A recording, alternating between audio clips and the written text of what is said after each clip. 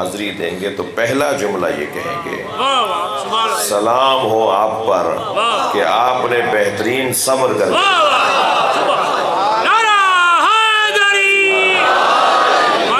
سلام علیکم بما صبرتم فنعم عقبی الدار۔ سلام ہو آپ پر اے حسین کہ آپ نے بہترین صبر کیا اور آپ ہی کے لیے آخرت ہے، آپ ہی کے لیے اختتام ہے، مستقبل آپ ہی کا ہے۔ اب قیامت تک جس کا مستقبل ہے نا وہ امام حسین ہے، جسے اپنا مستقبل اچھا کرنا ہے وہ امام حسین کے دروازے پہ آ رہا ہے، اور جسے ابھی دیر سے سمجھ میں آئے گی بہرحال اس کے لیے بھی ہمیں دعا کرنی ہے۔ اس سے پہلے والی آیت بھی میرا دل کر رہا ہے آپ کے شوق ذوق اور آپ کے اس مجمع کو دیکھ کر، یہ ہم سب عقیدت مارے لوگ ہیں، ہم اسیر حسین ہیں، ہم امام حسین کے نام کے اسیر ہیں۔ جی، امام حسین سے جڑنا بہت بڑی سعادت ہے۔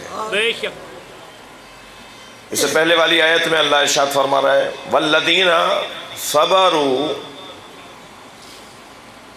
سبحان اللہ، والذین صبروا ابتغاء وجہ ربہم، وہ لوگ جنہوں نے اپنے رب کی وجہ سے صبر کیا۔ بھائی اسی جملے پر، آیت کے اسی فقرے پر اگر میں رک جاؤں، حسین مجبور نہیں تھے، میرے مولا با اختیار امام ہے۔ میرے مولا نے صبر اس لیے نہیں کیا کہ حسین اس کے علاوہ کچھ کر نہیں سکتے تھے، بلکہ حسین مولا نے صبر اس لیے کیا کہ اللہ حسین سے صبر چاہتا تھا، اللہ چاہتا تھا کہ امام ایسا ہی کریں۔ فالذین صبروا ابتغاء وجہ ربہم، وہ لوگ کہ جنہوں نے اپنے رب کی وجہ سے، اپنے رب کی وجہ سے جنہوں نے صبر کیا۔ ترجمہ سن لیجئے پھر تفسیر میں چلتے ہیں۔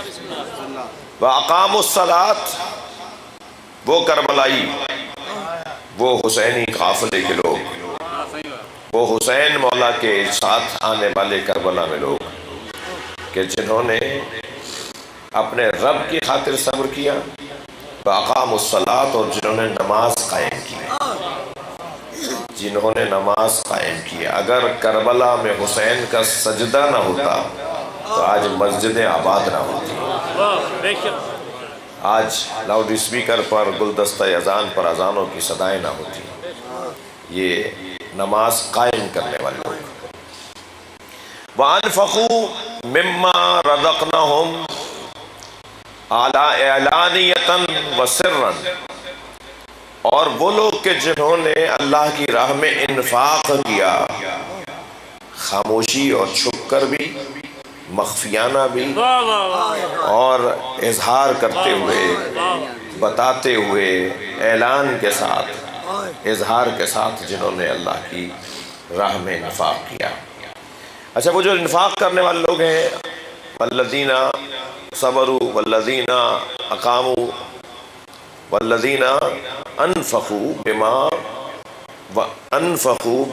مما رزقناہم، وہ لوگ کہ جنہوں نے انفاق کیا اس میں سے کہ جو ہم نے انہیں دیا تھا۔ اللہ حسین مولا کو دیتا ہے اور حسین سب میں بانٹ دیتے ہیں۔ کبھی تو مولا حسین اعلانیہ دیتے ہیں جیسے یہ مجلس ہو رہی ہے، اور کبھی مولا حسین مخفی دیتے ہیں جیسے ہم سب کو علیحدہ علیحدہ پتا ہے کہ ہمیں حسین نے کیا دیا ہے۔ کبھی ہمارا سب کا علیحدہ علیحدہ حساب ہے، ہر ایک کا رشتہ حسین سے علیحدہ ہے۔ میرا آپ کا تعلق مولا امام حسین کے ساتھ مختلف ہے، اور کبھی یہ عمومی حسین کی طرف سے ملنے والی غذا ہے۔ اس وقت ہم سب امام حسین کے دسترخوان پہ بیٹھے ہیں، یہاں سے ہمیں کچھ نہ کچھ ضرور ملے گا۔ میں مادی غذا کی بات نہیں کر رہا، وہ تو اللہ نے ویسے ہی وعدہ کیا ہوا ہے، جو میرا کلمہ پڑھتا ہے اسے بھی کھلاؤں گا، جو نہیں پڑھتا اسے بھی کھلاؤں گا۔ مادی غذا کی بات نہیں ہو رہی، روحانی غذا کی بات ہو رہی ہے۔ اس کا ایک کو ختم کر دو، یہ آپ لوگوں کو خیال ہونا چاہیے. ایک صلوات پڑھیں ذرا نبی کی ذات.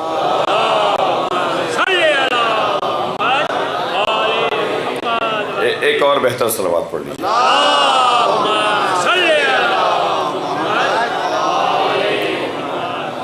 توجہ میرے ساتھ ہے. ترجمے کے مرحلے سے گزروں پھر دیکھیں ہم مولا کی خدمت میں کتنی دیر رہ سکتے ہیں. دیکھیے بعض اوقات اگر میں آپ سب سے، آپ مجھ سے، ہم ایک دوسرے سے پوچھیں کہ آپ کو مجھے امام حسین نے کیا دیا ہے، تو ہر ایک کا حساب علیحدہ ہے. وہ اور بات ہے کہ ہم بھولے ہوئے ہوں کہ مولا نے کیا دیا ہے، لیکن تھوڑا سا ہی یاد کرنے پہ معلوم ہو جائے گا کہ امام حسین نے کیا دیا ہے. ہم سب کو علیحدہ علیحدہ بھی کچھ نہ کچھ دیا ہوا ہے، اور ہم سب کو مشترکہ بھی کچھ نہ کچھ ملتا رہتا ہے. ان تمام حسین کی عطاؤں کو اگر میں ایک جملے میں خلاصہ کروں تو میں یوں کہوں گا کہ حسین مولا وہ بخشنے والا ہے جو سب سے بڑی دولت اطمینان کی بخشتا ہے. امام حسین کے دروازے سے جو اطمینان کی دولت ملتی ہے، تمام تر پریشانیاں ختم ہو جاتی ہیں جب امام حسین کا ذکر ہوتا ہے. بڑے بڑے مسائل کا سامنا ہو اور حسین کا تذکرہ سامنے آ جائے تو وہ مسائل خود بخود حل ہونے لگتے ہیں. وہ حسین جسے اللہ نے صاحب نفس مطمئنہ قرار دیا، جو تمام تر مسائل اور مشکلات کے باوجود چہرے پر خندانی کے ساتھ، رخساروں پہ سرخی کے ساتھ، پیشانی پر شکر کے ساتھ اللہ کی بارگاہ میں حاضر ہو اور یہ کہہ رہا ہو یا اللہ یہ ساری مصیبتیں مجھ پہ آسان ہے اس لیے کہ تو مجھے دیکھ رہا ہے. یہ وہ الفاظ ہیں امام حسین کے جو کربلا میں آپ نے ادا کیے ہیں. انفاق مما رزقناہم، یہ انفاق کر دیتے ہیں، بانٹ دیتے ہیں، دے دیتے ہیں. مما رزقناہم، جو ہم انہیں عطا کرتے ہیں. اللہ انہیں دیتا ہے، یہ ہمیں دیتے ہیں. جی واسطہ فیض ہے، واسطہ رزق ہے، واسطہ عطا پروردگار ہے. ہمیں اللہ کی نعمتیں جس ذریعے سے ملتی ہیں وہ یہ گھرانہ ہے. یہ بہت روشن مسائل ہیں. بہت سے لوگ ڈائریکٹ بات کرنا چاہتے ہیں، بہت سارے لوگ اللہ سے ڈائریکٹ بولنا چاہتے ہیں. مجھے تو ان سے کسی حد تک ہمدردی بھی ہے، اس لیے کہ ہمدردی اسی سے کی جاتی ہے جو کمزور ہو. یہ ذہنی کمزور ہے، فکری کمزور ہے، آج نہیں کل سمجھ لیں گے. اور آپ اور میں اذان ولائے اہل بیت دیتے رہیں، ایک نہ ایک دن صفیں بدلنا شروع ہو جائیں گی، اور اس ماحول کی طرف ہم بڑھتے چلے جا رہے ہیں. جو واسطے کو نہیں مانتے، جو بیچ کی، جو درمیان کی، جو اللہ کی ایک نعمت ہے ہمارے اور اللہ کے درمیان، جو اسے نہیں مانتے، وہ در حقیقت ذہنی اور فکری فقر کا شکار ہے، ذہنی ناداری کا شکار ہے. فقیر لوگ ہیں، انہیں ان مجلسوں کے ذریعے سے کچھ نہ کچھ دیتے رہیے. اللہ نے ان ہستیوں کو ہمارے اور اپنے درمیان واسطہ بنایا ہے. حسین کے ذریعے سے ہمیں بہت کچھ مل رہا ہے. سلام علیکم. اور پھر جب یہ لوگ محشر میں، یہ لوگ جب پہنچیں گے وہاں جہاں ان کی حاکمیت ہوگی، تو پھر فرشتے انہیں سلامی دینے آئیں گے. فرشتے جب انہیں سلامی دینے آئیں گے تو جملہ ان کا یہ ہوگا کہ سلام علیکم بما صبرتم، سلام ہو تم پر اس بات کے لیے کہ تم نے بہترین صبر کیا. میرے بچوں جوانوں، مضمون آپ کے ہاتھ میں ہے، اور میری آج کا مضمون یہ ہے کہ انسان اپنی قیمت اور اپنی حیثیت کو اس وقت روشن کرے گا، بڑھائے گا، بہتر کرے گا، ثابت کرے گا جب اس کی شخصیت کے اندر صبر آئے گا. بہت بڑی نعمت ہے کہ جسے صبر کہا جاتا ہے. ذہن سے نکال دیں میرے بچے کہ صبر سے مراد نہ رونا ہے. رونا جسے نہ آتا ہو وہ صابر ہے، جو رو نہیں سکتا وہ صابر ہے، جو رو نہیں رہا وہ صابر ہے. رونے سے، گریے سے صبر کا 1% کا بھی تعلق نہیں ہے. رونے سے صبر کا کوئی تعلق نہیں ہے. رونا تو دل نرم ہونے کی نشانی ہے. جس کا دل نرم ہوگا خود بخود آنسو آئیں گے. اس کے ہاتھ میں بھی نہیں ہے، اس کے اختیار میں بھی نہیں ہے کہ اس کی آنکھوں میں آنسو کیوں آ گئے. اس لیے کہ یہ خود بخود کا مسئلہ ہے. یہاں دل نرم ہونا شروع ہوا وہاں آنکھوں میں آنسو آئیں گے. اور ہمیں نماز وہ ہماری معراج کرواتی ہے کہ جس نماز میں دل اللہ کی طرف مڑا ہوا ہو. ہمارا بدن مڑتا ہے تو اسے خضوع کہتے ہیں، ہمارا دل جھکتا ہے تو اسے خشوع کہتے ہیں۔ ہم خضوع کے ساتھ خشوع بھی اللہ کی بارگاہ میں لائیں۔ ہمارا رکوع کے حالت میں گردن تو جھکی ہوئی ہے، بدن تو جھکا ہوا، یہ ہے خضوع۔ وَاغْفِضْ لَهُمَا جَنَاحَ الذُّلِّ مِنَ الرَّحْمَةِ۔ جب والدین کے سامنے جانا تو اپنے دونوں شانوں کو ایسے جھکانا جیسے کوئی نوکر اپنے مالک کے سامنے کھڑا۔ تو یہ وَاغْفِضْ، خضوع بدن کے جھکنے کو کہتے ہیں، اور خشوع دل کے جھکنے کو کہتے ہیں۔ خشیت کا مطلب دل کا نرم ہو جانا ہے۔ خشیت، خوف اور ہے، خشیت اور ہے۔ ہر جھکتا ہوا بندہ ضروری نہیں ہے کہ وہ خشیت کی خاطر جھک رہا ہو، بلکہ ہو سکتا ہے خوف کی وجہ سے جھک رہا ہو۔ اگر آمادہ ہے تو ایک مثال دے رہا ہوں، سانپ سے بھی انسان بچتا ہے، اور والدین کا بھی انسان خیال کرتا ہے۔ جب سانپ سے بچتا ہے تو اسے خوف کہا جاتا ہے، جب والدین کا خیال کرتا ہے تو اسے خشیت کہا جاتا ہے۔ جس میں احترام شامل ہو اسے خشیت کہا جاتا ہے، اور جس میں کوئی احترام نہ ہو مگر احتیاط ہو رہی ہو، خوف آ رہا ہو، ڈر آ رہا ہو، اسے خوف کہا جاتا ہے۔ ہم اللہ کی بارگاہ میں خوف زدہ نہ ہو۔ البتہ یہ آئیڈیل عبادت ہے، یہ آئیڈیل عبادت ہے کہ اللہ کی بارگاہ میں ہم خوف زدہ نہ ہو، بلکہ اللہ کی بارگاہ میں ہم خشیت زدہ ہو۔ خوف زدہ نہ ہو، خشیت زدہ ہو۔ ہمارا دل اللہ کے سامنے دھڑک رہا ہو اور کانپ رہا ہو اور دھڑکنیں بڑھ رہی ہو تو یہ خشیت کہلائے گی، اور اگر ہمارا بدن صرف جھک رہا ہو تو یہ خوف ہو سکتا ہے۔ عزیزان گرامی، چلیے علی کے دروازے پر، فرماتے ہیں یا اللہ میں تیری عبادت دوزخ کے خوف سے نہیں کرتا، میں تیری عبادت جنت کی لالچ میں نہیں کرتا، اس لیے کہ جنت کی لالچ میں عبادت مزدوروں کی عبادت ہے۔ پیسہ ملے گا، دولت ملے گی، انعام ملے گا، یہ ملے گا، وہ ملے گا، یہ مزدوروں کا کام ہے جی، یہ ڈیلی ویجز پہ کام کرنے والوں کا کام ہے، یہ تنخواہ پانے والوں کا کام ہے، یہ مطلبی لوگوں کا کام ہے۔ یا اللہ میں تیری عبادت جنت کی لالچ میں نہیں کرتا، اور میں تیری عبادت دوزخ کے خوف سے نہیں کرتا۔ دوزخ کے خوف سے عبادت کرنا یہ مجرموں کا کام ہے۔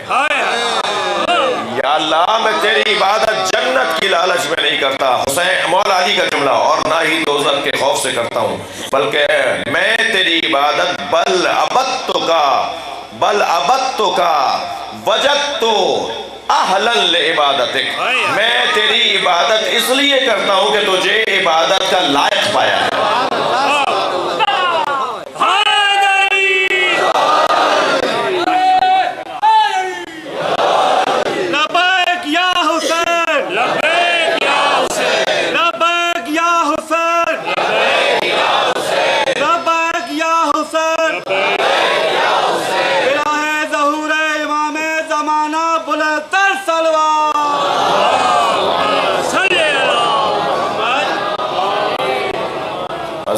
عزیزو سلام کر رہے ہیں اللہ کے فرشتے امام حسین پر، ان کے صابر ہونے کی وجہ سے۔ صابر، پھر میں تکرار کر رہا ہوں، آنسوؤں کا آنا بے صبری نہیں ہے، اور آنسوؤں کا نہ آنا صبر نہیں ہے۔ آنسوؤں سے صبر کا کوئی تعلق نہیں، بلکہ دل کا نرم ہو جانا یہ آنسوؤں کے لیے لازمہ ہے۔ میں ایک جملہ کہنا چاہ رہا تھا، ایک مفہوم پیش کرنا چاہ رہا ہوں، وہ یہ کہ ہم عبادت ہماری کون سی حسین ہوگی، کون سا حج ہمارا اچھا ہوگا، کون سا روزہ ہمارا اچھا ہوگا، کون سی نماز ہماری اچھی ہوگی، جس میں خشوع پایا جائے، جس میں دل نرم ہو اللہ کی بارگاہ، یعنی دل کی آواز ہو، وہ دل سے ہو وہ عبادت، خشوع کی کیفیت میں ہو۔ یہ جو خشوع حاصل کرنا ہے نا، سنگین باتیں تو نہیں ہو رہی نا، بہت سیدھی سی بات ہے، آپ کی توجہ میں ممنون ہوں اس کا۔ یہ جو خشوع کی کیفیت ہے یہ اس وقت تک حاصل نہیں ہو سکتا جب تک کہ دل نرم نہ ہو، اور دل نرم کرنے کے لیے انبیاء کرام نے مشقیں کی ہیں، مشق کرتے تھے دل نرم کرنے کی۔ آپ بہت سارے کام مشقوں کے بعد ہی سیکھتے ہیں۔ رائٹنگ اچھی نہیں تھی، 1 مہینے تک کسی خطاط سے اور کسی کاتب سے بیٹھ کر سیکھ لیا کہ دال کیسے بنتا ہے اور میم کیسے بنتا ہے، اور ہا کیسے بنتا ہے، اور ہا اور جیم اور خے کا پیٹ کیسے بنتا ہے۔ مثال کے طور پہ شوشہ نکل آئے تو وہ دال بن جائے گا، اور سیدھا کھینچ دے تو وہ رے بن جائے گا، مثال ہے۔ تو وہ ریاضت کی اور وہ خطاطی اچھی آ گئی، رائٹنگ اچھی ہو گئی، ہم نے اپنے آپ کو بہتر کر لیا۔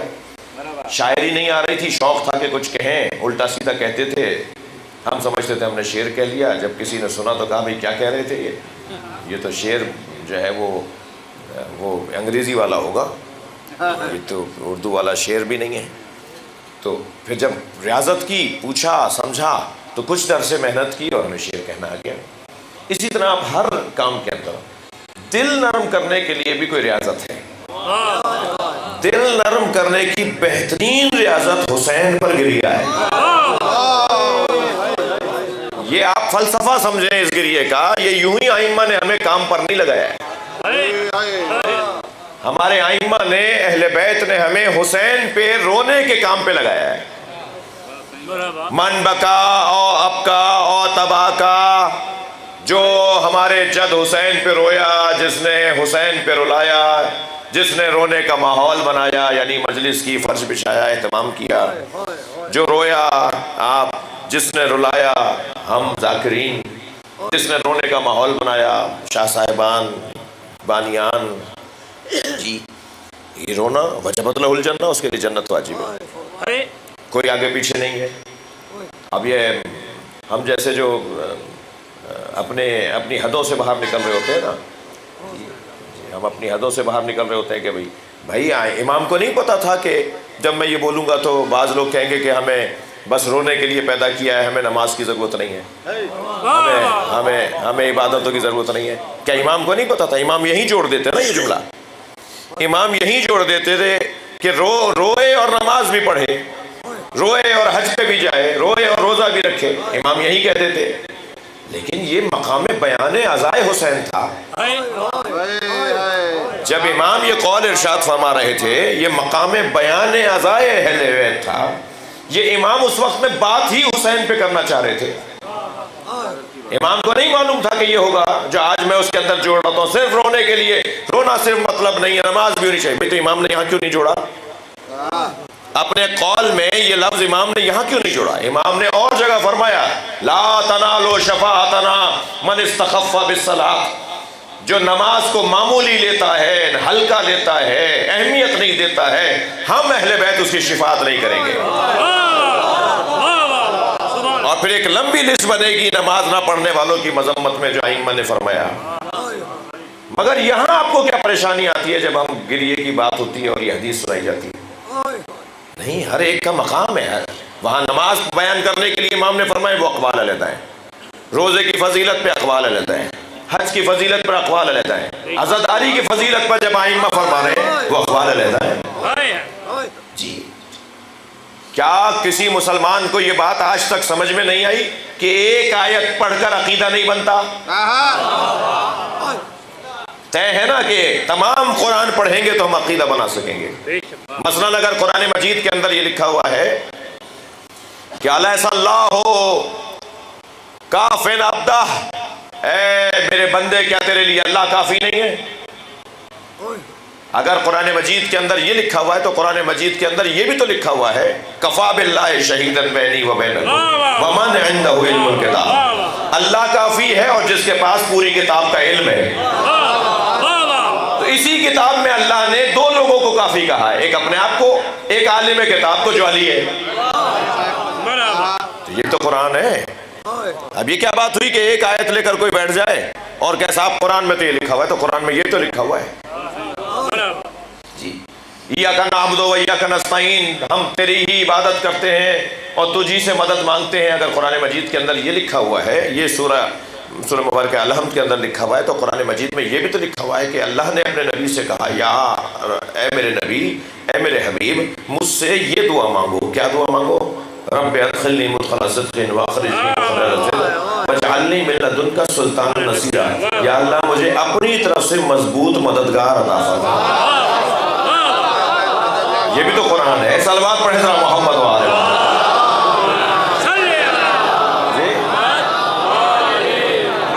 تو قرآن مجید کے اندر اگر اللہ نے یہ کہہ دیا کہ کوئی حق شفاعت نہیں رکھتا، تو اسی قرآن کے اندر اللہ نے یہ بھی تو کہا ہے الا لمن ارتضی، مگر جسے اللہ چاہے گا وہ حق شفاعت رکھے گا۔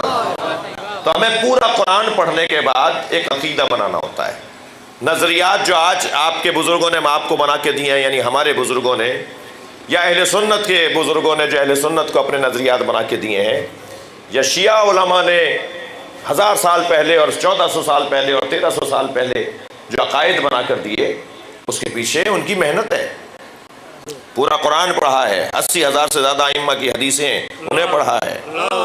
ان ساری حدیثوں کو پڑھنے کے بعد، وہ پورا قرآن پڑھنے کے بعد انہوں نے نظریات بنائے۔ مثلا نظریہ بنایا اصول دین 5 ہیں، توحید، عدل، نبوت، امامت، قیامت۔ فروعات دین یہ 10 ہیں، اور پھر گنتی گنی کہ نماز، روزہ، حج، زکوٰۃ، خمس، جہاد، امر بالمعروف و نہی عن المنکر، تولا تبرہ۔ یہ اس کے پیچھے کام ہوا ہے، اس کے پیچھے محنت ہوئی ہے۔ آج آ کر کوئی کھڑا ہو کر مصرے کی طرح مصرع لگا رہا ہو، نہیں، ایسے نہیں ہوگا بھائی، اس کے پیچھے محنتیں۔ یعنی آج مصرے پہ مصرع وہ باندھ رہے ہوتے ہیں کہ جن کو 1 سے لے کے 10 تک عربی میں گنتی نہیں آتی، اور وہ ایک نیا نظریہ پیش کر رہے ہوتے ہیں، اور بیچارے پھر مجھے ان پہ بھی ترس آتا ہے۔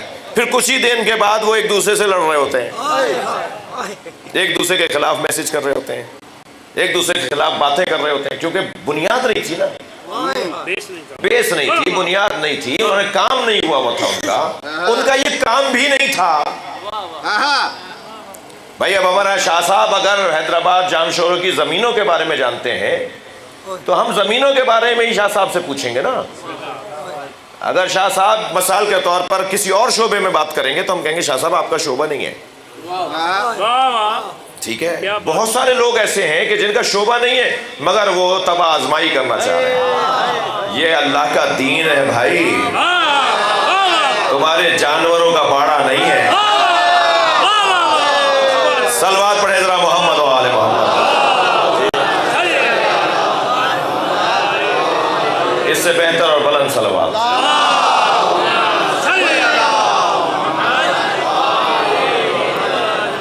تو گفتگو اور بات یہ ہے کہ انسان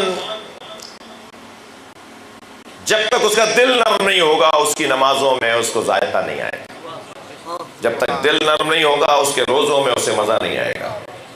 نہیں اٹھک بیٹھک ہو رہی ہے، نماز پڑھ رہے ہیں، بھوک مر رہے ہیں 17-18 گھنٹے سے، حج پہ بھی چلے گئے، کسی اور ملک گھوم کر آ جاتے تو شاید اچھے منظر نظر آ جاتے، پیسے ہی خرچ کرنا تھا، تو وہاں جا کے بھی پوچھ رہے ہیں کہ خانہ کعبہ کا مطلب کیا ہے، طواف کیوں کرتے ہیں؟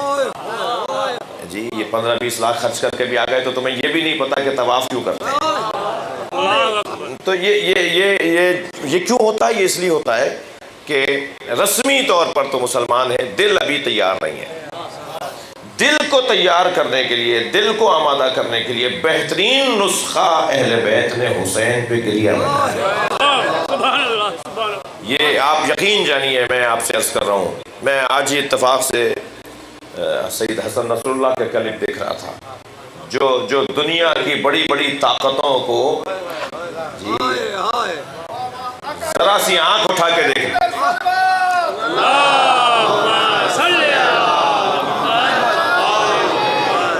سید حسن نصر اللہ بڑی بڑی طاقتوں کو ذرا سی آنکھ اٹھا کے دیکھ لے تو ان کا دم نکل جاتا۔ وہ آج میں دیکھ رہا تھا کلپ کہ امام حسین کے مصائب سن کر پھوٹ پھوٹ کے رو رہے تھے۔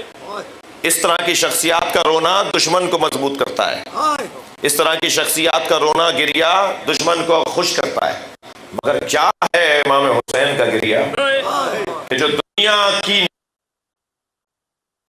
حسین کا نام سن کے پھوٹ پھوٹ کے روتا ہے اور رو رو کر بتاتا ہے کہ میری طاقت ہی یہ گریہ ہے۔ میرے عزیزوں، میرے بچوں، کانوں میں آپ کے بھی بہت ساری باتیں ڈالی جا رہی ہیں، ہماری بھی سن لیجئے آپ۔ صلوات پڑھیں ذرا محمد و آل محمد۔ میں ہرگز کسی کے خلاف نہیں بول رہا، مگر اپنی بات کو تو روشن کرنے کا حق رکھتا ہوں۔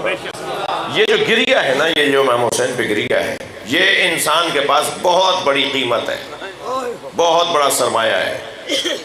جتنے بھی دنیا میں کامیاب لوگ ہیں، بڑے لوگ ہیں تاریخ بشریت میں، ایک لمبی لسٹ بنائیے کامیاب ترین لوگ جنہوں نے بشریت کی خدمت کی ہے۔ مسلمانوں میں کم سے کم مان لیجیے نا، جس تک ابھی حسین ہی نہیں پہنچے جی، نیو یارک میں اور اٹلی میں اور فرانس میں، اور مثال کے طور پہ میری لینڈ میں اور کینیڈا میں ایک فلاں شہر کے اندر اگر جلوس نکل رہا ہے اور انگریز پوچھتا ہے کہ کون حسین، اسے اگر حسین مولا نہیں پہنچایا گیا تو اس میں تو مسلمان کا قصور ہے نا۔ لیکن جب اسے پتہ چل جاتا ہے کہ حسین کون ہے تو پھر وہ دروازہ چھوڑ کے نہیں جاتا، وہ پکا پھر حسین کا مرید ہو جاتا ہے۔ لیکن جنہیں پتہ ہے کہ امام حسین کون ہے، ان میں مسلمانوں میں گویا اگر آپ لسٹ بنائیں گے کہ کامیاب ترین لوگ، بڑے لوگ، حسین لوگ، مضبوط لوگ، فیصلہ لینے کی صلاحیت رکھنے والے لوگ، دنیا کو چلانے والے لوگ، دنیا کو اپنے اشاروں پہ چلانے والے لوگ، زیادہ تر کامیاب ترین لوگوں کی لسٹ آپ بنائیں گے تو وہ جو حسین پہ روتے ہیں۔ گریہ انسان کے دل کو آمادہ کرتا ہے، خشوع کی کیفیت کو ایجاد کرتا ہے، جس کا فائدہ نماز میں بھی ہوگا، پھر روزے میں بھی ہوگا، پھر حج میں بھی ہوگا، پھر زکوٰۃ دینے میں بھی ہوگا۔ صبر کا کوئی تعلق ہے، صبر کا کوئی تعلق گریے سے نہیں ہے، آنسوؤں سے نہیں ہے۔ صبر کہتے کسے ہیں؟ مجھے تھوڑی سی تسلی دیجئے کہ آپ میرے ساتھ ہیں اس وقت۔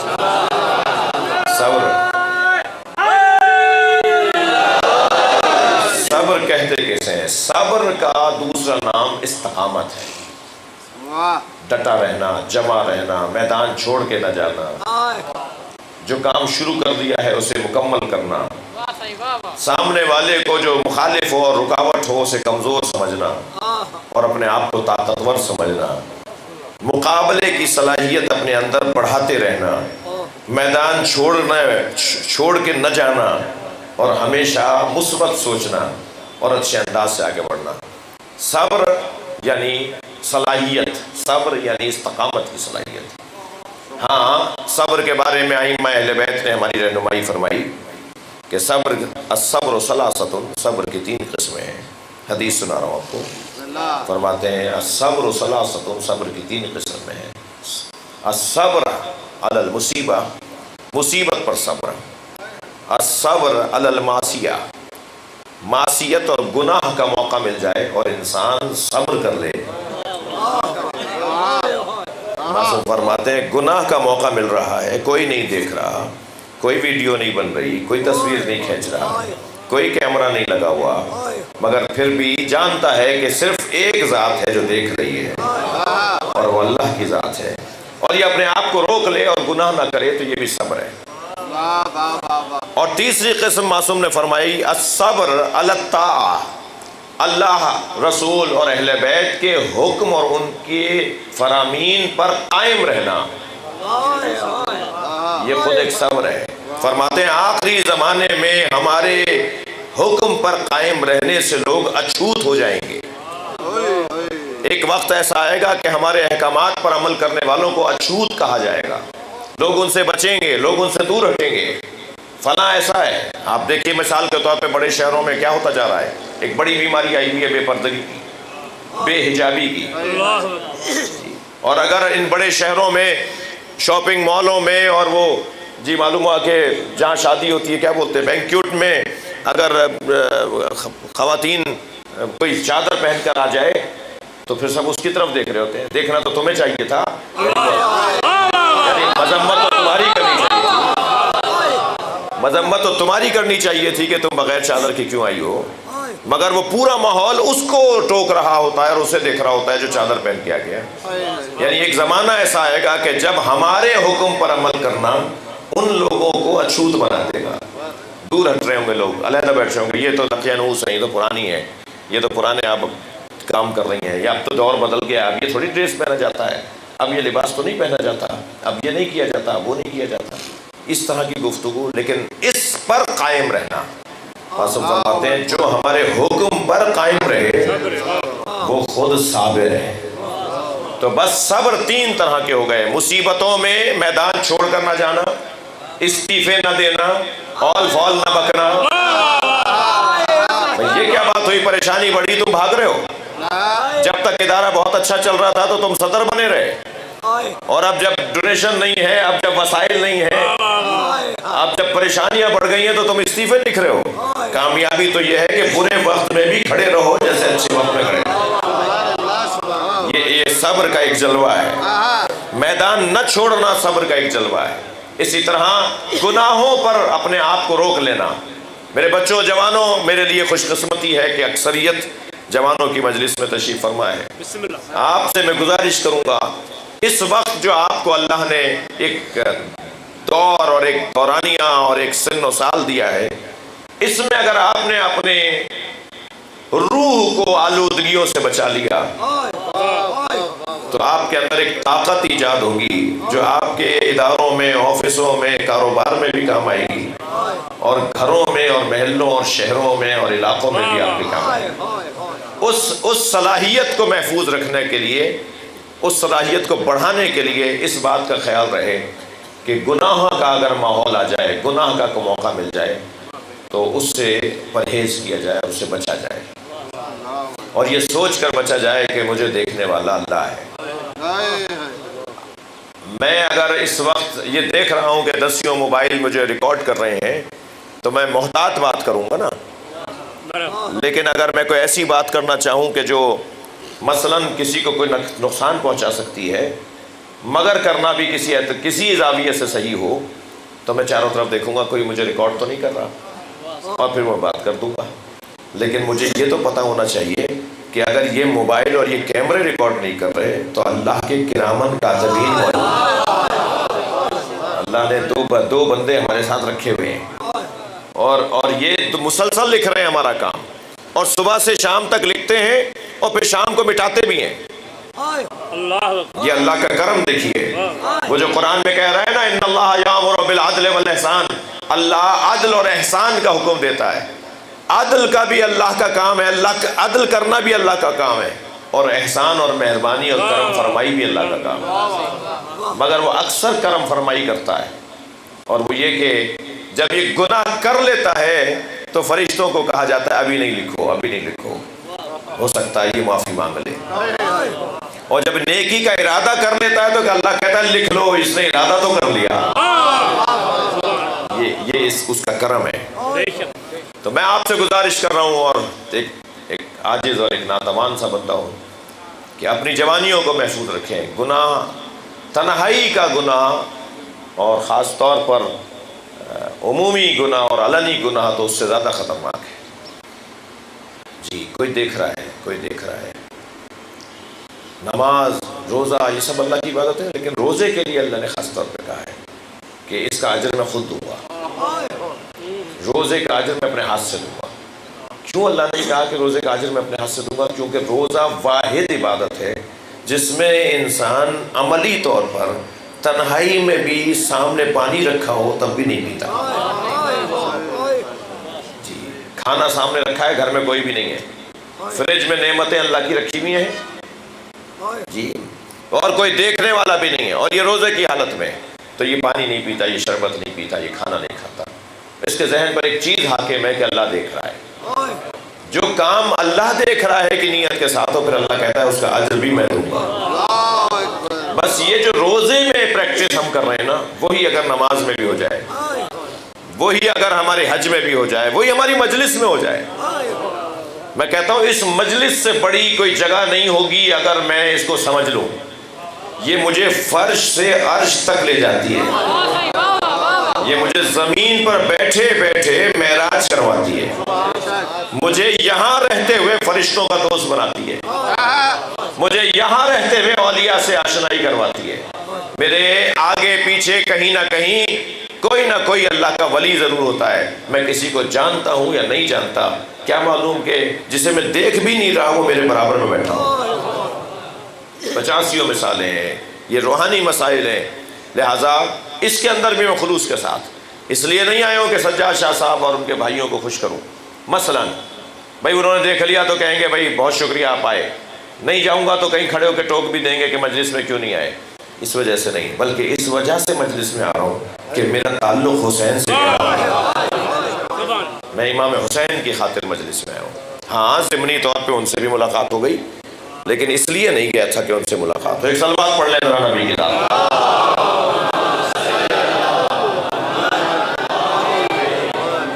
عزیزو، ایک صابر مولا کا تذکرہ ہے، اور تاریخ صبر میں اگر آپ گنتی گنیں گے تو حسین ابن علی سردار نظر آتے ہیں۔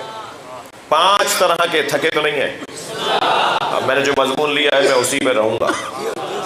5 طرح کے امتحان ہیں جو اللہ 5 طرح کے امتحان ہیں جو اللہ ہم میں سے کسی سے ایک، کسی سے دوسرا، کسی سے ان میں سے تیسرا، کسی سے ان میں سے چوتھا دیتا ہے۔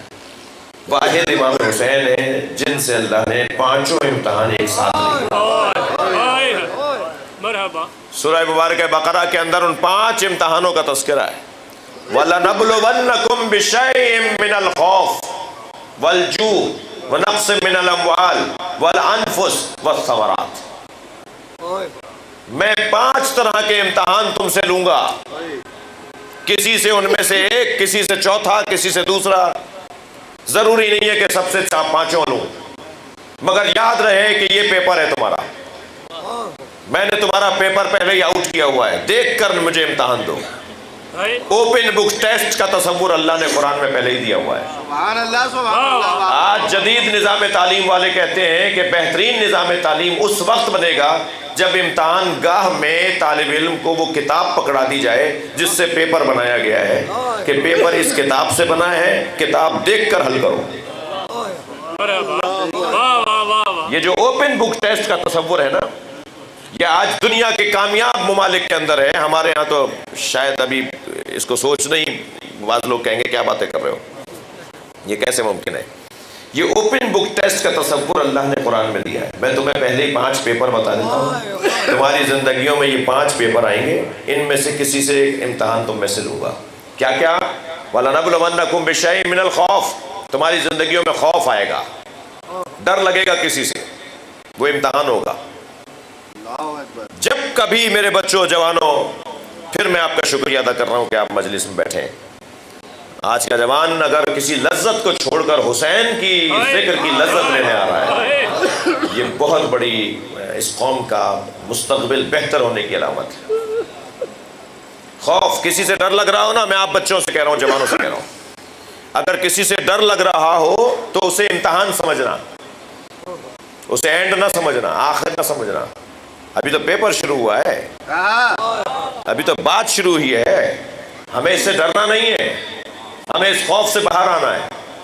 میں ہرگز لڑنے لڑانے کی بات بھی نہیں کر رہا جی، خوف سے باہر آنے کا ہرگز یہ مطلب نہیں ہے کہ میں فلاں کو تھپڑ مار دوں، اسے خوف دلا دوں، نہیں، میں نہیں ڈر رہا۔ آپ کچھ بھی بولتے رہے، میں خاموشی سے سن بھی لوں گا۔ آپ بڑے ہیں میرے، آپ افسر ہیں میرے، آپ حاکم ہیں اس علاقے کے، آپ کسی فورسز کے نمائندے ہیں، آپ مجھے کچھ بھی کہہ رہے ہیں، میں خاموشی سے سن لوں گا، اس لیے کہ میں آپ سے ٹکرانا تو چاہتا نہیں ہوں، مگر آپ کے کہنے سے مجھ پہ کوئی فرق نہیں پڑ رہا، اس لیے کہ میں خوف زدہ ہوں نہیں۔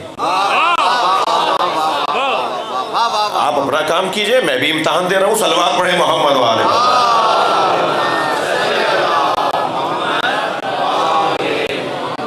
خوف بہت بڑی کمزوری ہے انسان کے اندر۔ جو بہت بہادر لوگ آپ کو نظر آئے نا، اول تو میں اہل بیت کے چاہنے والوں سے کہوں گا، آج اس مجلس میں بھی اور جہاں جہاں ویڈیو جائے گی اور بعد میں سنیں گے، کہ ان سے پیار کریں کہ جو ڈرپوک نہیں ہوتے، ان کا احترام کریں جو شجاع ہوتے ہیں۔ علی والوں کو بزدلوں سے تو دوستی کرنی نہیں چاہیے، علی والوں کو ہمیشہ پیار کرنا چاہیے بہادروں سے، شجاعوں سے۔ شجاع اگر کوئی بندہ آپ کو ملے تو اس سے قریب ہو جائیں، اور شجاع لوگوں میں اگر کوئی شجاع بندہ آپ سے ملے تو اس کو کہیں کہ مجھے آپ سے ایک ہی سوال ہے، اور وہ سوال یہ ہے کہ یہ فرمائیے یہ شجاعت آئی کیسے؟ ہاں سیکھنا ہے نا، ہر ایک کے پاس علیحدہ نسخہ ہوگا، ہر ایک کا علیحدہ تجربہ ہوگا، ہر شخص علیحدہ انداز سے شجاع بنا ہوگا۔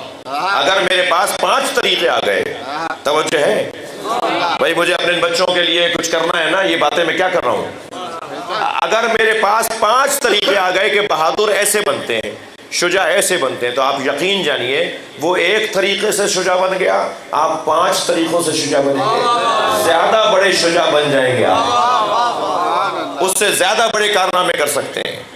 اور سب سے بڑی کمزوری انسان کی وہ خوف ہے۔ جی میں اس پہ کام کر چکا ہوں، میرا دل کر رہا ہے میں اس وادی میں کوئی گھنٹے رک جاؤں۔ خوف خوف خوف بہت بڑی کمزوری ہے انسان کی، اور شجاعت بہت بڑا سرمایہ ہے۔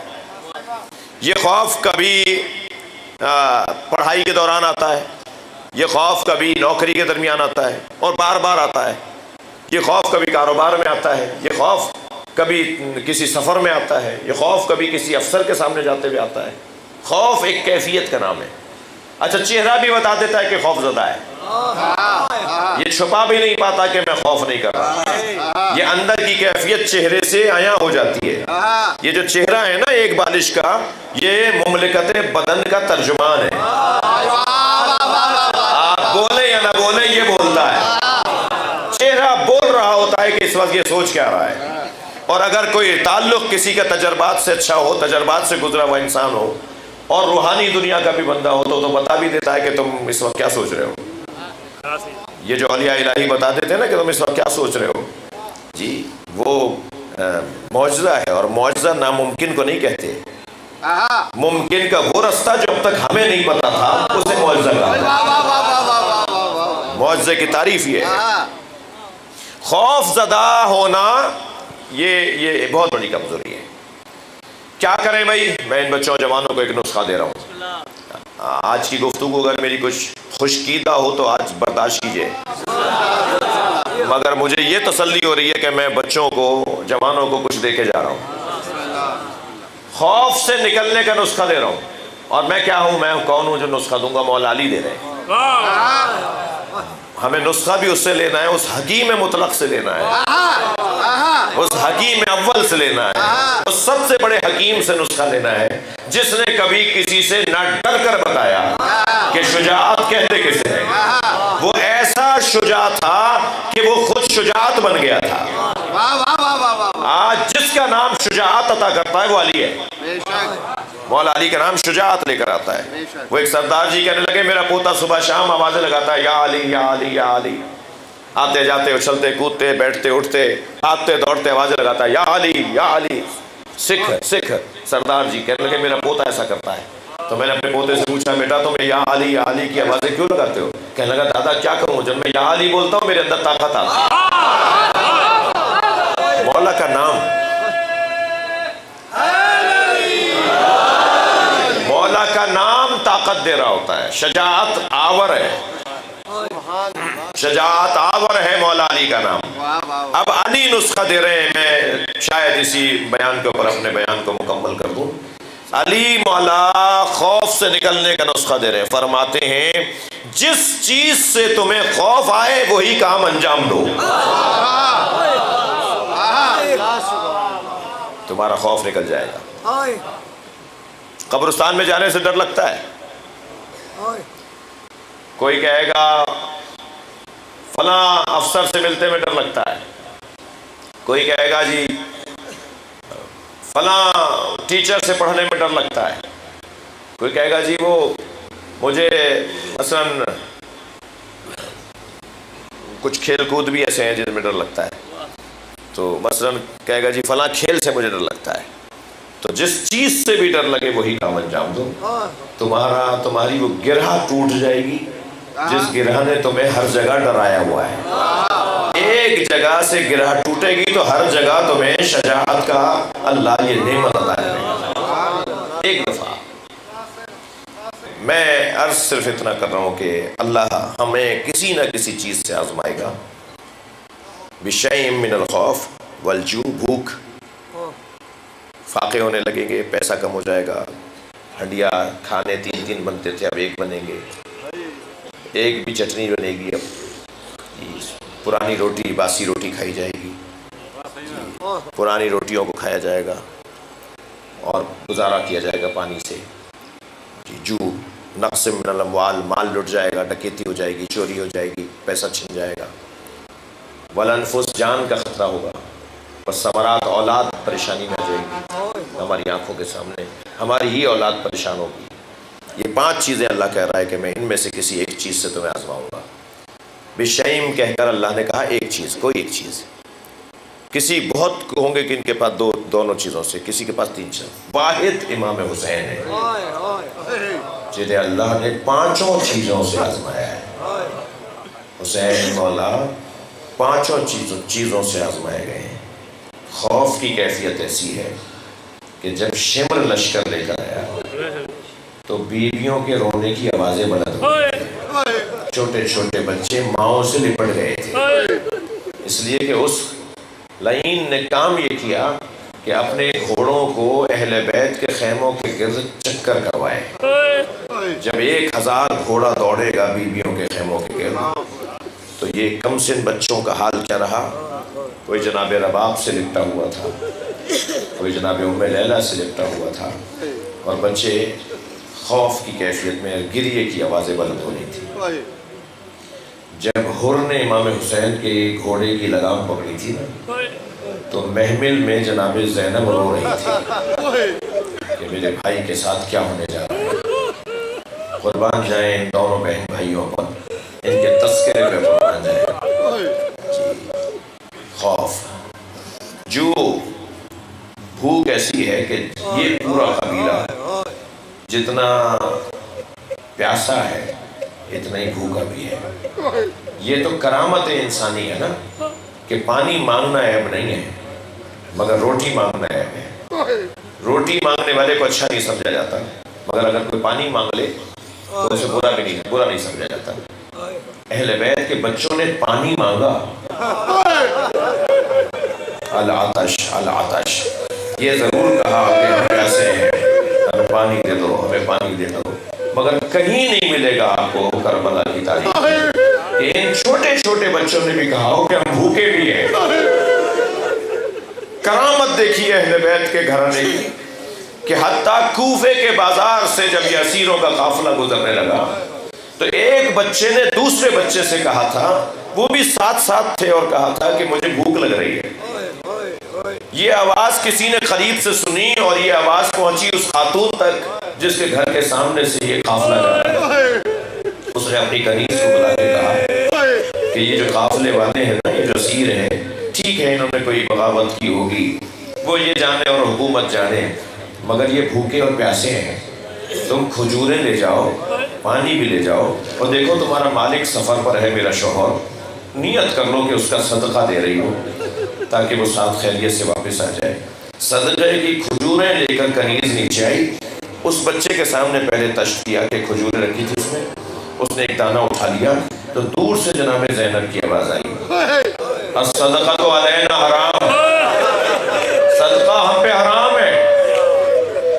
اس بچے نے وہ دانہ واپس رکھ دیا، وہ کھجور کا دانہ اس بچے نے دوبارہ ظرف میں رکھ دیا، لیکن یہ عورت جو سن رہی تھی نا اور دیکھ رہی تھی کہ ماجرا کیا ہے، اسے تعجب ہوا کہ یہ بی بی نے کیا کہا ہے، اس خاتون نے کیا کہا ہے کہ صدقہ ہم پہ حرام ہے۔ وہ اتر کر آئی اور جناب زینب کے قریب کھڑے ہو کے کہنے لگی، بی بی صدقہ تو اہل بیت پہ حرام ہے، آپ کون ہیں جو آپ کہہ رہی ہیں کہ صدقہ ہم پہ حرام ہے؟ اب ایسی کیفیت میں اگر کوئی جاننے والا مل جائے، ایسی کیفیت میں اگر کوئی آشنا مل جائے تو دل کرتا ہے اس سے لپٹ کے روئیں۔ جناب زینب نے فرمایا، تو اہل بیت کو پہچانتی ہے؟ کہنے لگی، اہل بیت کے فرد فرید کو حسین کہتے ہیں، اجرکم اللہ اجرکم اللہ، اور اہل بیت کے افراد میں ایک کا نام عباس ہے۔ بی بی نے فرمایا، حسین کی بہن کو پہچانتی ہے؟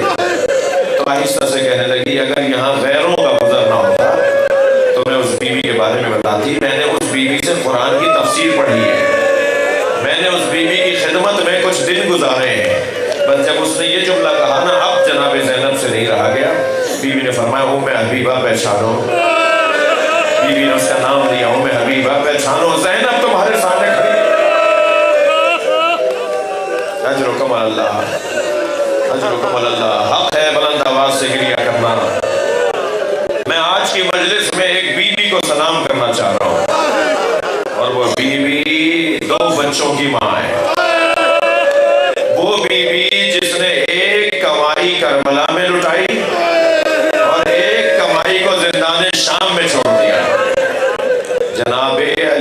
की माँ और जनाब सकीना की मादर गिरामी जनाब रबाब। बड़ा जिगर था इस बीबी का। इमाम फरमाते हैं मुझे वो घर अच्छे लगते हैं जिनमें रबाब और सकीना नामी औरतें होती हैं। सकीना ने भी बाबा से वफादारी का हक अदा किया और ज़ौजा रबाब ने भी। और सलाम हो इमाम हसन की गुर्बत पर, इमाम हसन की गुर्बत पर सलाम।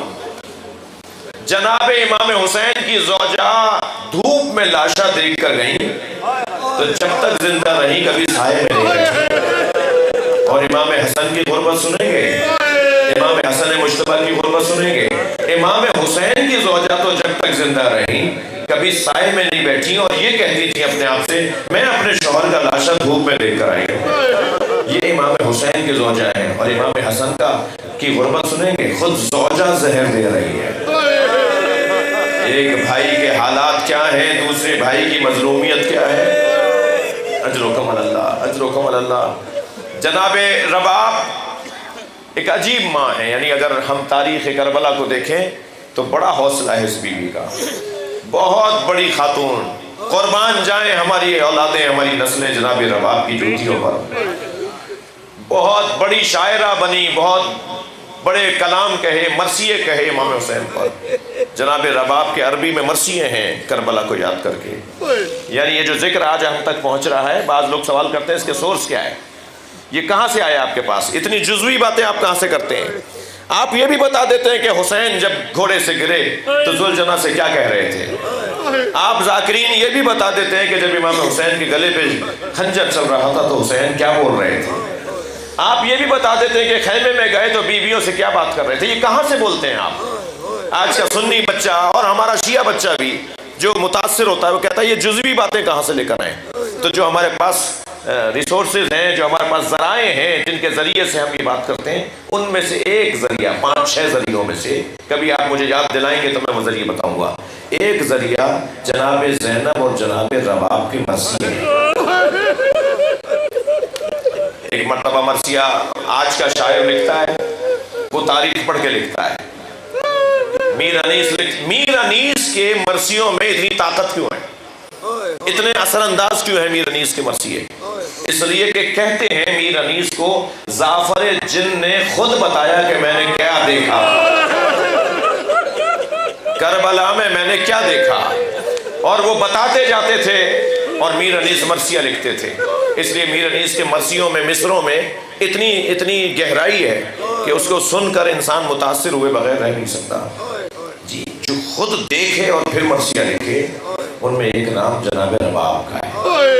सब कुछ खुद देखा है, खुद सुना है और फिर मदीने में आकर मरसिया लिखा है।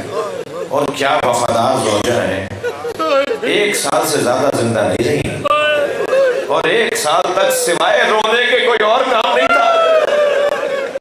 1 साल तक सिवाय अज़ादारी के और कोई काम नहीं था।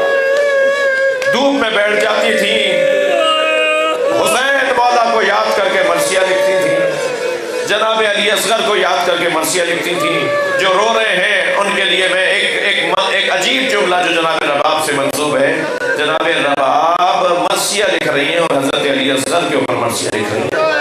अपने बच्चे को याद करते हुए कहती हैं, अली असगर मैंने बड़े बच्चे देखे, बहुत बच्चे देखे जिनका दूध छुड़ाया जाता है तो उनका लाड उठाया जाता है, उनसे मोहब्बत और प्यार का मुजाहिरा किया जाता है, उनकी ख्वाहिशों को पूरा किया जाता है कि माँ से इसे अलहदा किया जा रहा है, इसका दूध छुड़ाया जा रहा है। अली असगर मैंने बहुत बच्चे देखे जिनका दूध छुड़ाया जाता है तो उनसे लाड किया जाता है, मगर मैंने तुझ जैसा बच्चा नहीं देखा जिसका दूध तीर से छुड़ाया गया।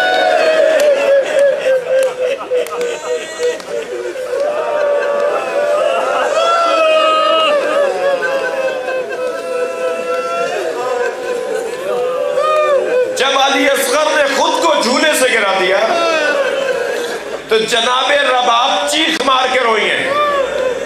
बुलंद आवाज से जनाबे रबाब ने गिरिया किया, इतना ऊंचा गिरिया किया कि इमाम हुसैन खैमे के करीब आ गए। जिस खैमे से रोने की आवाज आ रही है, फरमाया बहन ज़ैनब ये क्या है, मैं भी जिंदा हूं।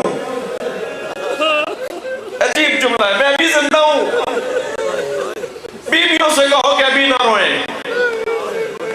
फरमाया हुसैन जब के लिए लोगों को पुकारते हैं, हल मिन नासिरिन यंसुरना, तो कोई आपकी मदद नहीं करता, ये बच्चा खुद को झूले से गिरा देता है।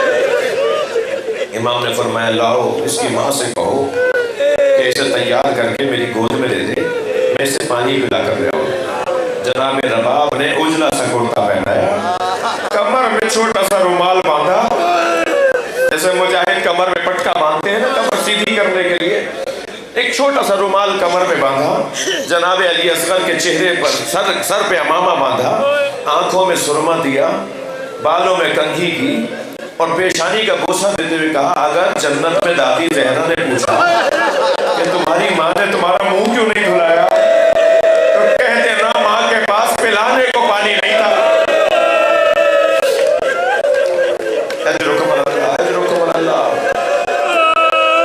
जो रोना चाह रहे हैं अपनी आवाजों को आजाद करेंगे, अल्लाह आपको अजर अता फरमाए। इमाम हुसैन की गोद में ये नन्हा सा बच्चा लाकर जनाब रबाब ने दिया और अमीर अनीस कहते हैं कि बनाकर शक्ल मुजाहिद की ले चले शब्बीर, बनाकर शक्ल मुजाहिद की ले चले शब्बीर, उलट दिया अली असगर की आस्तीनों को, ऐसे उलट दिया जैसे मुजाहिद मैदान में जा रहा हो, तलवार चलाएगा, अभी मुकाबला करेगा दुश्मन का। अपनी गोद में लेकर मैदान करबला में पहुंचे, दुश्मन से खिताब किया अगर मैं तुम्हारा कोई खताकार हूँ, अगर मैंने तुम्हारा कुछ बिगाड़ा है तो मुझे पानी नहीं पिलाना चाहते तो इस प्यासे बच्चे को पिला दो, ये कुछ देर बाद मर जाएगा। जी छोटे छोटे बच्चे आपके घरों में भी है ना, इतना बड़ा बच्चा जो 6 महीने का आज ही हुआ है, जो आशूर के दिन ही 6 महीने का हुआ, पूरे 6 महीने के हुए थे आशूर के दिन। शायद एक सबब ये भी था कि 9 मुहर्रम को हुसैन ने चाहा कि जंग आशूर को हो, फरमाया एक दिन जंग आगे बढ़ा दो। जब वहां से 9 मुहर्रम को आगाज हुआ ना जंग का, तो इमाम ने फरमाया आशूर के दिन जंग करो। एक सबब अली असगर भी थे, मेरा बच्चा भी 6 महीने का नहीं है, अभी एक दिन निसाब में कम है। फरमाया अगर मैंने तुम्हारा कुछ किया है, बिगाड़ा है, तो मुझे पानी ना पिलाओ, मगर ये बच्चा कुछ देर का मेहमान है, इसे पानी पिला दो। मैं आप रोने वालों से सवाल कर रहा हूँ, इतना छोटा बच्चा कितना पानी पिएगा, कितना पानी पिएगा? कोई मशक चाहिए थी, कोई कूजा भर के चाहिए था? ऐसे बच्चे को तो 2 कतरे पानी पिलाए जाते। मेरे एक उस्ताद मसाइब हजरत अली असगर के बयान कर रहे थे, हम चंद दोस्तों के सामने, चंद शागिर्दों के सामने कहने लगे एक दिन मैं अपने घर में बहुत रोया। उसका सबब ये हुआ कि मेरा शीर ख्वार बच्चा, अपने बच्चों का, वो बड़े हो चुके थे उस वक्त, पुरानी बात कर रहे थे, मेरा शीर ख्वार बच्चा बहुत देर से रो रहा था, कपड़े बदलवा दिए, जगह बदल दी, 50 काम कर लिए, मगर रोने से उसका वो रोना उसका बंद नहीं हो रहा था। तो कहने लगे कि मैंने गोद में उठाकर उसे टहलने लगा रहा था, तो जब वो जग के करीब से मैं गुजरता था ना, जहाँ जग में पानी रखा होता, जब हम जग के करीब से गुजरते थे तो वो गिरता था उस तरफ। कहने लगे हम समझ ही नहीं रहे थे ये प्यासा है, ये तो बोल नहीं सकता कि मैं प्यासा हूं, ये नहीं बता सकता कि मैं प्यासा हूं, इसका चेहरा बता रहा है कि ये प्यासा है। कितना पानी पीता अली असगर। और मैं इन बच्चों और जवानों से कहूंगा, नहीं मालूम कि किस खानदान में क्या रस्म है, लेकिन बास खानदानों में एक रस्म है कि पहले 10 दिनों में मछली नहीं खाते, इसलिए कि इमाम हुसैन ने अली असगर के तड़पने को मछली के तड़पने से ताबीर किया। देख नहीं रहे मेरा बच्चा मछली की तरह मुंह खोलता है और मछली की तरह मुंह बंद करता है, मगर दुश्मनों ने पानी नहीं दिया और एक तीर अली असगर के गले पे मार दिया। बहुत रो लिए, मैं देख रहा हूँ आप गिरिया कर रहे हैं, बाज लोगों की ऊंची आवाज में रोने की आदत नहीं होती। इमाम हुसैन ने खूने गुलूए अली असगर को अपने चिल्लू में लिया, आसमान की तरफ देखा तो आवाज आई कभी पानी नहीं बरसेगा, ये खून नाहक मैं बर्दाश्त ही नहीं कर सकता। जमीन की तरफ देखा तो आवाज आई कभी फसलें नहीं उगेंगी।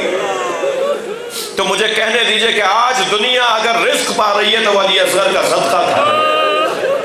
इमाम ने वो बच्चे का खून अपने चेहरे पे मल लिया और चेहरे पे मल कर फरमाया कि या अल्लाह मैं तेरे सामने इसी चेहरे के साथ आऊंगा। जब जिंदाने शाम में 4 साला बच्ची की गोद में बाबा का सर आया ना,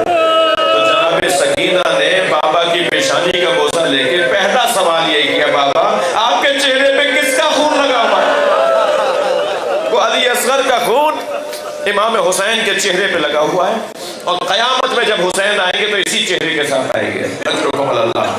مجلس میرا بیان مکمل ہو گیا، مگر دل کہہ رہا ہے کہ ایک منزل اور آگے آ جائیے۔ حسین مولا نے ننھے سے بچے کا لاشا قبر کے حوالے کر دیا، ایسے نہیں جیسے میں نے بیان کر دیا، عجیب انداز تھا۔ باپ جنازہ اٹھائے تھا، ماں تشییع جنازہ کر رہی تھی، ماں پیچھے پیچھے جنازے کے جا رہی تھی۔ ایک چھوٹی سی قبر امام حسین نے بنائی، اپنے بچے کو قبر میں لٹایا، گرم گرم ریت ڈالی۔ علی اصغر تیرا بابا تجھے پانی نہ پلا سکا، مگر کربلا کی گرم ریت مبارک ہو۔ جب جناب علی اصغر کو دونوں ماں باپ، بچے کے دونوں ماں باپ جب بچے کو دفنا کے خیمے میں آ گئے، عاشور کا دن گزر گیا، شام غریبہ گزر گئی، سارے شہیدوں کے لاشوں کو لالا کے ایک جگہ رکھا گیا، ظالموں کی طرف سے ان کے سروں کو جمع کیا گیا، تو ساری رات جناب رباب شکر ادا کرتی رہی، میرا بچہ بچ گیا، میرا بچہ قبر کے حوالے ہے، میرا بچہ بچ گیا۔ لیکن 11 محرم کو جب نیزہ بردار لوگوں نے لاشا ڈھونڈنا چاہا اور ایک جگہ نیزے کے ساتھ لاشا باہر آیا، تو اس ماں نے دور کھڑے ہو کر کیا دیکھا کہ ایک چھوٹا سا بچہ جس کے سر کو کاٹا گیا، نیزے کی انہی پہ سوار کروایا گیا، نہ ماں رباب روتی رہ گئی، اے میرے علی اصغر تجھے کیا 2 مرتبہ مارا جائے گا، کبھی عاشور کے دن، کبھی نیزے پہ سواری کے وقت، واہ مصیبتہ واہ حسینہ، علی لعنت اللہ علی قوم الظالمین۔ یا اللہ اس عبادت کو قبول فرما، رزق عزت میں اضافہ فرما، خانوادے کے مرحومین کی مغفرت فرما، امام زمانہ کے ظہور میں تعجیل فرما، ہم سب کی عاقبت بخیر فرما۔ زین العابدین صاحب اور محسن خان صاحب بیمار ہیں، آپ سب کے ذہنوں میں جو دعائیں ہیں، اور جو مسجد سجادیہ کے اسکاؤٹس کے جو جوان ہیں ان سب کے لیے، خاص طور پہ انتظامات میں جو جوان اور بچے لگے ہوئے ہیں، آپ سب کے لیے، آپ سب کی حاجات کے لیے مولا علی اصغر علیہ السلام کا واسطہ یا اللہ، یہ سب فقیر بیٹھے ہیں اور تیرے حسین کی قربانی کو یاد کر رہے ہیں۔ تیرے نزدیک امام حسین کا مقام بہت بلند ہے، اور امام حسین کی قربانی میں علی اصغر نے اپنے بابا کا جو ساتھ دیا ہے وہ تاریخ بشریت کا ایک منفرد صفحہ ہے۔ یا اللہ ان ہستیوں کا واسطہ ان سب کی حاجات کو پورا فرما، آسانیاں عطا فرما، امام کو ہم سے راضی فرما، امام کے ظہور میں تعجیل فرما۔ ربنا آتنا فی الدنیا حسنۃ وفی الآخرۃ حسنۃ وقنا عذاب النار۔ یا حسین یا حسین۔